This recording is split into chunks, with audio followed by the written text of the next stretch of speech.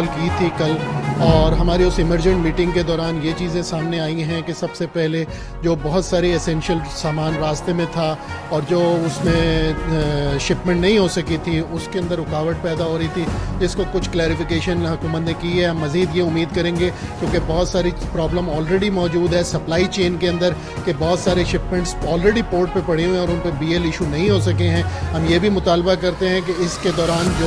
जो शिपमेंटें already port पे मौजूद हैं और वो शिप नहीं हो सकी हैं, तो उनके लिए भी रिलीफ मिले, क्योंकि ये पाकिस्तान के पैसे ऑलरेडी जा चुके हैं, बुकिंग्स हो चुकी थी, और उस सिलसिले में इसके लिए लाजमी ज़रूरत है कि इस चीज़ को भी देखा जाए। दूसरे एस्पेक्ट पे हमें ये एक सामने बात आई है कि जी रेवेन्यू का लॉस हम बहुत ज़्यादा एक्सपेक्ट कर रहे हैं कि ये बहुत सारी रेवेन्यू अर्निंग प्रोडक्ट्स थी जिसके ऊपर गवर्नमेंट को जो महसूलात हासिल होती थी उसमें कमी वाक़ई होएगी। इसके मुतबादिल के तौर पे कोई ना कोई ऐसे इक़दाम ज़रूर होने चाहिए ताकि ये रेवेन्यू का जो लॉस है ये भी कंपनसेट हो सके। और इसके अंदर डॉलर की प्राइस बढ़ने की वजह से मार्केटों में बहुत अनसर्टेनिटी है, और इस चीज़ को जब तक मामलात को नहीं संभाला जाएगा, मार्केट में कोई चीज़ की प्राइस तय नहीं हो सकती है, फाइनल नहीं हो सकती है, और कारोबार करना इंतहाई मुश्किल हुआ।